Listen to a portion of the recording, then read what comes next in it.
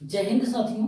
देखिए, पिछले क्लास में 28 दिसंबर 2020 का जो सेकंड शिफ्ट का मैथ का क्वेश्चन करवाए थे, उसमें से कुछ क्वेश्चन छूट गया था। और छूटने का कारण था कि जितना भी क्वेश्चन था सब लेंदी क्वेश्चन था, और एक ही वीडियो में यदि बनाते टोटल क्वेश्चन को तो काफ़ी लंबा हो जाता, जो आप लोगों के लिए बोरिंग होता और देख भी नहीं पाते। तो देखिए, कुछ आज जो भी बचा क्वेश्चन है उसको डिस्कस करेंगे। तो पहला सवाल आपके सामने दिया हुआ है प्रॉफिट एंड लॉस का। ये हमेशा क्वेश्चन पूछा जाता है, एसएससी भी पूछती है और रेलवे तो पूछती ही है। बोल रहा है एक वस्तु को 12% लाभ पर बेचा गया, यदि इसे 33 रुपया अधिक में बेचा जाता तो प्राप्त लाभ जो है 14% होता। तो पूछ रहा वस्तु का क्रय मूल्य ज्ञात कीजिए, यानी कॉस्ट प्राइस। तो यहाँ देखिए, वस्तु को 12% लाभ पर बेचा गया, तो सबसे पहले मान लेते हैं वस्तु का कॉस्ट प्राइस, मतलब कि क्रय मूल्य जो है वो 100% है या 100 रुपया, जो भी मानना है। तो हमेशा कॉस्ट प्राइस 100 मानकर चलेंगे। और बोल रहा है इसको 12% लाभ पर बेचा जाता है, तो 12% लाभ पर यदि बेचते हैं तो सेलिंग प्राइस कितना हो जाएगा मेरे दोस्त? तो बोलिएगा सेलिंग प्राइस आपका हो जाएगा 112 रुपया, हो जाएगा ना। और बोल रहा है यदि इसे 33 रुपया अधिक में बेचा जाता तो प्राप्त लाभ 14% होता। तो प्राप्त लाभ 14% कब होता, देख लेते हैं पहले। प्राप्त लाभ 14% होता कब, मतलब 114 में बेचता। कब बेचता मेरे भाई? जब इसे 33 रुपया अधिक में बेचा जाता। 33 रुपया अधिक में बेचा जाता मतलब इन दोनों के अंतर के कारण ही 33 रुपया में अधिक में बेचा जा रहा, तब जाकर 14% लाभ हो रहा। तो इन दोनों का अंतर कितना हो जाएगा आपका? 2 बराबर कितना है? 33।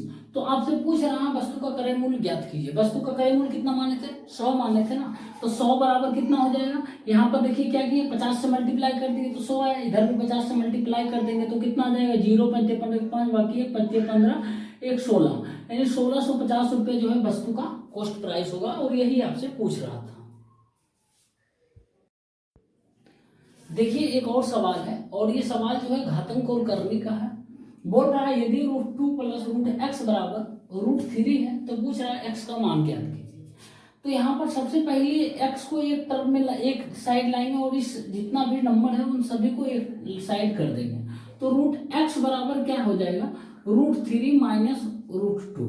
लेकिन आपसे x का मान पूछा, √x का मान नहीं। तो x का मान निकालने के लिए क्या करेंगे? यहाँ स्क्वायर कर देंगे तो x आ जाएगा। तो दोनों तरफ यदि हम स्क्वायर कर देते हैं तो क्या होता है, देखिए क्या कि √x का स्क्वायर क्या हो जाएगा? x बराबर अब a माइनस बी का होल स्क्वायर, तो ये हो जाएगा √3 के स्क्वायर प्लस √2 के स्क्वायर, कितना जाएगा? 5 आ जाएगा, माइनस 2√6 आ जाएगा।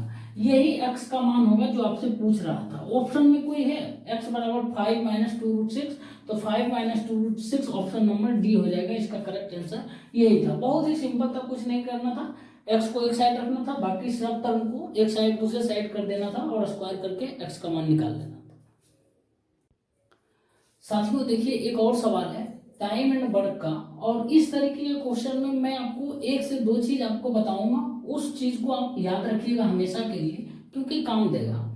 बोल रहा है ए किसी कार्य को 12 दिन में पूरा कर सकता है, बी जो है ए की तुलना में 20% कम कार्य कुशल है। यानी बी की इफिशियंसी जो है ना, ए की तुलना में 20% कम है। तो पूछ रहा है बी को कार्य पूरा करने में कितने दिन का समय लगेगा। तो सबसे पहले यहाँ पर देखिए लिख लेंगे, दो व्यक्ति हैं ए और बी है। अब इफिशियंसी और टाइम, जो चीज मैं बता रहा हूँ आप लिख लीजिए नोटबुक में अपने, बहुत ही काम देगा। इफिशियंसी का जो रेशियो होता है ना मेरे भाई, उसके जस्ट रिवर्स यानी इनवर्सली प्रोपोर्शनल टाइम का रेशियो हो जाता है, या फिर जो टाइम का रेशियो होता है उसका जस्ट इनवर्सली प्रोपोर्शनल इफिशियंसी का रेशियो हो जाता है। अब देखिए यहाँ पर बोल रहा है कि बी की इफिशियंसी ए की तुलना में 20% कम है। तो यदि ए की इफिशियंसी 100% मान लेते हैं तो बी की इफिशियंसी कितना हो जाएगा? इससे 20% कम, मतलब 80 हो जाएगा। अब देखिए इसको काटिएगा तो कितना आएगा? 5 4 आएगा, आएगा ना। तो 5:4 क्या आएगा? इफिशियंसी आ जाएगा ए और बी का। लेकिन पूछ रहा है कि, और बोल क्या रहा है, ए किसी कार्य को 12 दिन में पूरा कर सकता है। तो यहाँ पर दूसरा पॉइंट नोट कीजिएगा, इफिशियंसी इनटू टाइम जो होता है ना, वो टोटल वर्क होता है। टोटल वर्क, कुल काम होता है। अब यहाँ पर देखिए ए का टाइम कितना है? तो ए का 12 टाइम एफिशिएंसी कितना है, ए का 5 है, तो टोटल काम कितना हुआ मेरे दोस्त, 60 काम हुआ। यानी अब 60 काम बी को कितना दिन लगेगा पूरा करने में, ये आपको निकालना है। तो देखिए 60 काम पूरा करने में कितना दिन लगेगा, बी को कितना की एफिशिएंसी से, 4 की एफिशिएंसी से, तो 4 से डिवाइड मार देंगे तो कितना आ जाएगा, 15 आ जाएगा, 15 दिन। बस यही इसका करेक्ट आंसर हो जाएगा, ऑप्शन नंबर सी। 2 पॉइंट्स याद रखना है, 2-3 पॉइंट्स कि जो इफिशियंसी का रेशियो होता है टाइम के रिवर्स होता है, ये टाइम का इफिशियंसी, जो टाइम का रेशियो होता है इफिशियंसी के रिवर्स एक दूसरे का, ठीक। और इफिशियंसी को टाइम से जब मल्टीप्लाई करते हैं तो टोटल वर्क आता है। अब टोटल वर्क क्या है, जो काम एक 5 की इफिशियंसी से करता है 12 दिन लगता है, मतलब टोटल काम 60 है। अब यही 60 काम ए भी करता है, ए को अलग समय लगता है, बी को अलग समय लगेगा, तो ए को बी को भी 60 काम ही करना है, लेकिन इफिशियंसी कितना है इसका, 4 की इफिशियंसी से करेगा, तो डिवाइड कर दिए तो 15 दिन आ गया। बस यही तो पूछ रहा था, बाकी कुछ नहीं है, यही सब याद रखना। इसमें एक एक क्वेश्चन मैं आपको करवा दूंगा आने वाला जो भी सेट में क्वेश्चन है, ठीक। साथियों देखिए परसेंटेज का बहुत ही फेमस सवाल है ये, इलेक्शन पर आधारित प्रश्न। बोल रहा कि एक चुनाव में केवल 2 उम्मीदवार थे, विजयी उम्मीदवार को यानी विजेता उम्मीदवार को कुल मतों के 48% मत प्राप्त हुए, उसके विरोधी उम्मीदवार को यानी जो हारने वाला है रनर उम्मीदवार था उसको 6800 मत प्राप्त हुए, जो कुल मतों के 34% के बराबर है। कुछ मत अमान्य थे, मतलब इनवैलिड भी कुछ वोट था। तो पूछ रहा विजयी उम्मीदवार का जो विनिंग मार्जिन है यानी जीतने का जो गैप है ना, और अमान्य मतों की संख्या क्या है ये आपको बताना। तो यहां पर देखिए बोल क्या रहा कि विरोधी उम्मीदवार को 6800 मत प्राप्त हुए, जो कुल मतों के 34% के बराबर है। यानी कुल मतों के 34% के बराबर है, कितना है 6800, यही है ना। 34% का वैल्यू 6800 है, तो 100% का वैल्यू कितना हो जाएगा मेरे दोस्त, तो 1% का वैल्यू कितना आ जाएगा 200, 100% का वैल्यू 200, फिर एक डबल जीरो हो जाएगा, यानी 20,000 मत टोटल था उस चुनाव में हुआ जो। अब बोल क्या रहा है कि जो है कुछ मत अमान्य थे, ठीक है। अब देखिए यहाँ पर 48% मत किसको प्राप्त हुआ, विजेता उम्मीदवार को। तो टोटल 20,000 वोट है, मत है, इसमें से 48% इसको प्राप्त होता है विनर को, और रनर लिख देते हैं। विनर को 48% इसका निकालिएगा तो कितना आएगा, 9600 वोट आएगा, 9600 आएगा। अब देखिए 9600 इसका आ रहा है, और हारने वाला जो उम्मीदवार है ना उसको कितना आ रहा है, 6800 वोट, 6800 वोट आ रहा है ना मेरे दोस्त। तो विनिंग मार्जिन है, जो ये विनर है ये कितना के अंतर से जीता है ये पूछ रहा है पहले।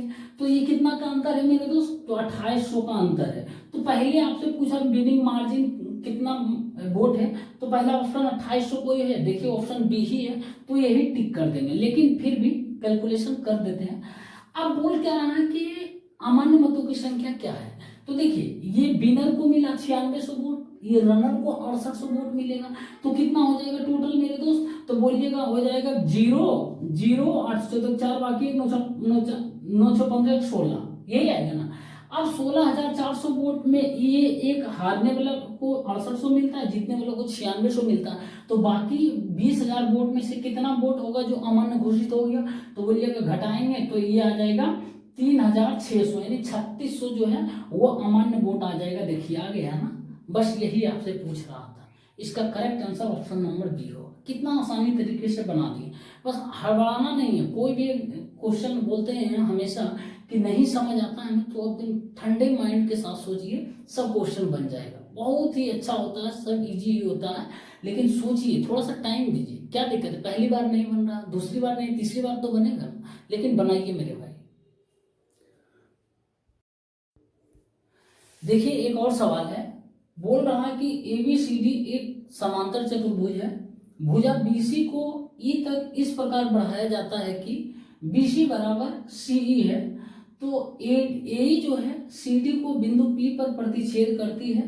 तो पूछ रहा त्रिभुज ABE का क्षेत्रफल किसके बराबर है, और ऑप्शन आपके सामने बहुत ही खतरनाक दिया हो, लेकिन बहुत ही इजी तरीके से देखिए मैं आपको सोल्व करके बताऊंगा। तो सबसे पहले क्या करेंगे, समांतर चतुर्भुज एक बना लेंगे। एक समांतर चतुर्भुज बना लेते हैं, मान लेते हैं नाम इसका दे देते हैं ए बी सी और डी है। अब यदि समांतर चतुर्भुज का क्षेत्रफल आपसे निकालने के लिए बोले तो इसका फॉर्मूला क्या होता है, तो बोलिएगा समांतर चतुर्भुज का क्षेत्रफल जो होता है, मैं लिख देता हूँ, समांतर चतुर्भुज का क्षेत्रफल, समांतर चतुर्भुज का क्षेत्रफल यानी ABCD का, ABCD, ठीक, बराबर होता है आधार गुने ऊंचाई, आधार गुने ऊंचाई होता है, इतना होता है, ये ध्यान रखिएगा।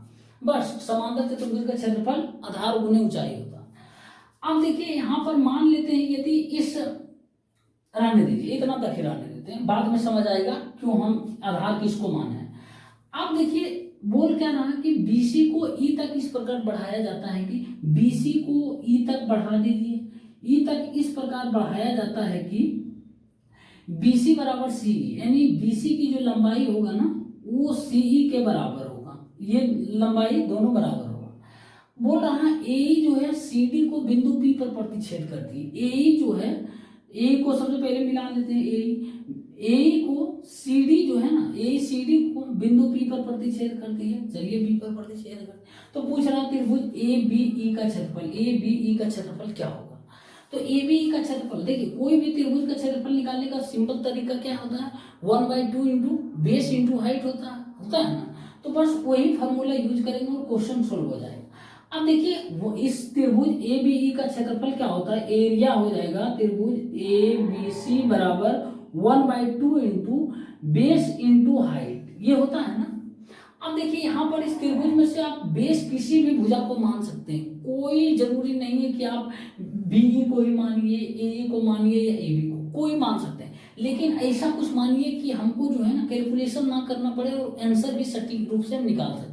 यहाँ पर देखिए रिलेशन दिया हुआ आपके BE, BC और CE के बीच रिलेशन दोनों बराबर भाग में है, तो इसी को हम आधार मानते हैं। तो देखिए 1/2 इंटू आधार क्या हो जाएगा, आधार टोटल BE हो जाएगा, BE इंटू हाइट, देखो मेरे भाई यहाँ पर क्या है, हाइट नहीं पता है लेकिन हम हाइट डालते हैं, मान लेते हैं हाइट, यहाँ तो डालना पड़ेगा हाइट, मान लेते हैं ये हाइट डाल दिए हैं h है, ठीक, m यहाँ पॉइंट डाल देते हैं, अब इंटू हाइट h हो जाएगा। अब देखिए 1/2 इंटू BE को क्या लिख सकते हैं मेरे दोस्त, BC प्लस CE लिख सकते हैं ना, तो BC प्लस CE लिख सकते हैं, EC या CE जो बोलिए, इंटू हाइट।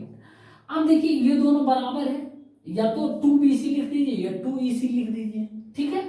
तो हम लिख देते हैं क्या, 2BC लिखते हैं, बताएंगे बाद में। 1/2 इंटू क्या करेंगे, BC में ही रहने देते हैं, EC को BC के बराबर कर देते हैं, दोनों बराबर है, तो 2BC इंटू हाइट h है ना। अब देखो दो दो कैंसिल हो गया, मतलब BC इंटू हाइट हो गया, यानी ये है त्रिभुज का क्षेत्रफल निकला। अब देखिए समांतर चतुर्भुज के संदर्भ में बोल रहा है आंसर निकालिए, तो समांतर चतुर्भुज का क्षेत्रफल क्या होता है, वो आधार इंटू ऊंचाई।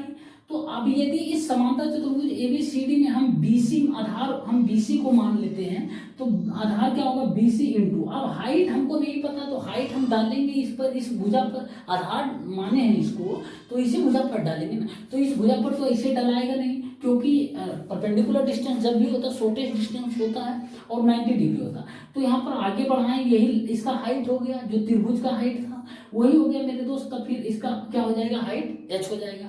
अब देखिए क्या बोल रहा, इसका समांतर चतुर्भुज का क्षेत्रफल कितना आ गया, BC इंटू h, और त्रिभुज का क्षेत्रफल कितना आ गया, त्रिभुज ABE का क्षेत्रफल BC इंटू h। तो ऑप्शन क्या है, देखिए समांतर चतुर्भुज ABCD के क्षेत्रफल के 1/3 भाग क्या है, नहीं है ना, सीधे दिख रहा क्या है, बराबर दिख रहा है दोनों, ऑप्शन कोई है बराबर, ऑप्शन C ही दिख रहा है मेरे दोस्त कि समांतर चतुर्भुज ABCD का जो क्षेत्रफल के बराबर होगा क्या, ABE का क्षेत्रफल, त्रिभुज ABE का क्षेत्रफल, ठीक। बाकी कुछ नहीं करना था, बहुत ही तगड़ा सवाल था मेरे दोस्त, बहुत ही तगड़ा सवाल। तो आज के क्लास में रहने देते हैं इतना तक, और कंप्लीट हो गया ये 28 दिसंबर का जो है सेकंड शिफ्ट का जितना प्रीवियस ईयर पेपर था। फिर मिलते हैं नेक्स्ट क्लास में, और बहुत ही धमाकेदार मैथ का जो भी प्रीवियस ईयर पेपर है उसको लेकर, ठीक है ना। तब तक के लिए बहुत बहुत धन्यवाद।